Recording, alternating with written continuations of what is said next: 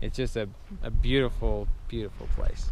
Okay, I'm gonna take Taylor and you guys down to where I used to work. Was a horse wrangler, and so I helped take care of about 40 horses, and we went on trail rides and did Western horsemanship lessons and all sorts of stuff.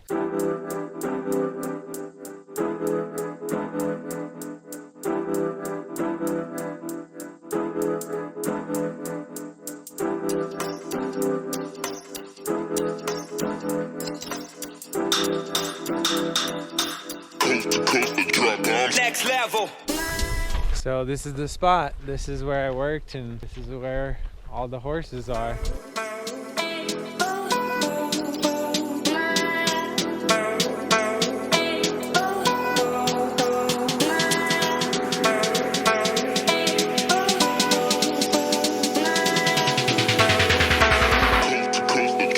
Next level. Super cool.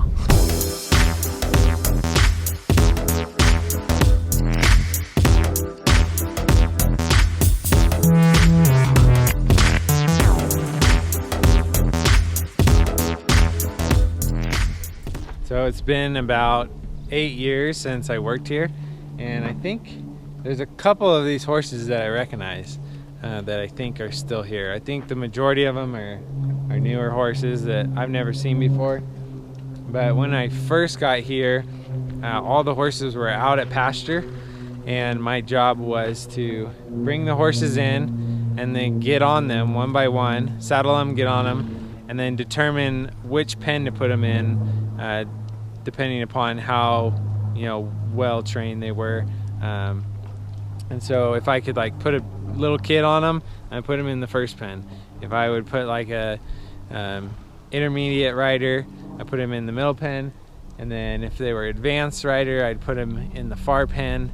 And then I wouldn't put anybody on them. So if they threw me off or they were just bucking and stuff like that, then I'd put them in the far back pen. And there were probably like 3 or 4 horses that started off in the far back pen, and then throughout the 6 months we were able to work with those horses and get them at least into the advanced pen. But there were 2 horses that for sure they stayed in that back pen. One horse in particular threw me and threw basically everybody else that tried to ride him. His name was Buddy, and yeah, he's just a pain in the butt, but super fun to be here, see all these horses. We would come down here early in the morning, pull the horses out, and we go over into the barn and grab all the saddles. So they have a tack room in there with all the saddles, and we'd line the horses up right here along the fence, just tie them up, and then put all their saddles on. And they had a particular order, so some of these horses are in the different pens now because they don't get along with other horses, and so there's a hierarchy in each one of these pens where there's a horse that's kind of the boss, and then the other horses kind of hang out. They have little pods or whatever, similar to the wild horses that we saw. These broke horses they're the same animal, so they definitely have pods. But we would line them up for the trail rides in an order where they would all get along. And if I had somebody new and they like switched the order or something, then we'd have a problem, because horses would start kicking each other and fighting, and it just wasn't good. So we'd get everybody on the horses, and then we take off up here into the forest. We've got some rain coming down now, so we would do early morning trail rides with some of the guests, and we would bring them up to this spot and have a Wrangler breakfast. So there's a bunch of tables where they can eat, and then we would cook all the food right here.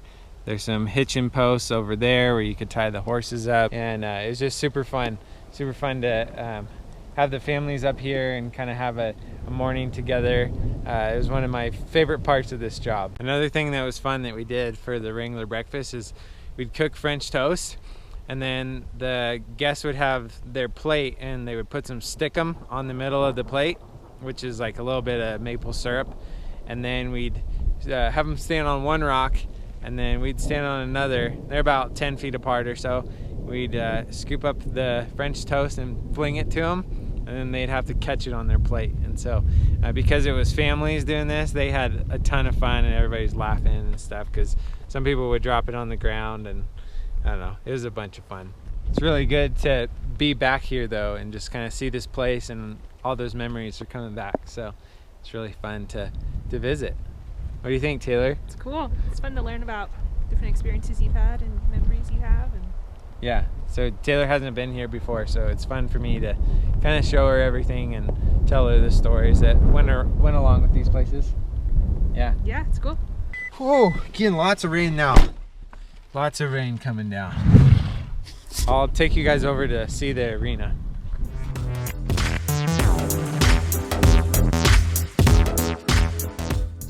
So this is the arena.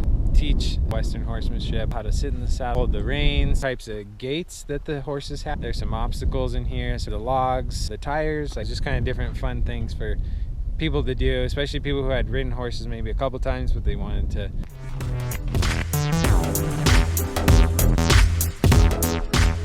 So I also helped with some farming while I was here, and we would farm this field out here. They have a big pivot and then some hand line and stuff, and so I did some irrigation.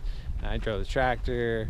I had worked on a farm before this, but this was the first like ranch that I had worked on, and also definitely the first job that was strictly related to horses. That was fun. I was just out of college and just have a lot of good memories here. A lot of good memories with the horses. And back then I knew, every single horse's name. A lot of them changed by now, like I said, but you get to know all the horses' names and you get to know their character, and it just, I don't know, I would hang out with horses all day, and then I'd go back to where I lived, and my roommates would be like, man, you stink like manure. And it's like, yeah. And all right, now we're off to find a camp spot for the night. So there's a river that runs through this valley, so we might try to find a camp spot close to the river. We're not sure. Taylor's in charge of finding a camp spot, so that's what she's working on right now. Find us a great one. Okay.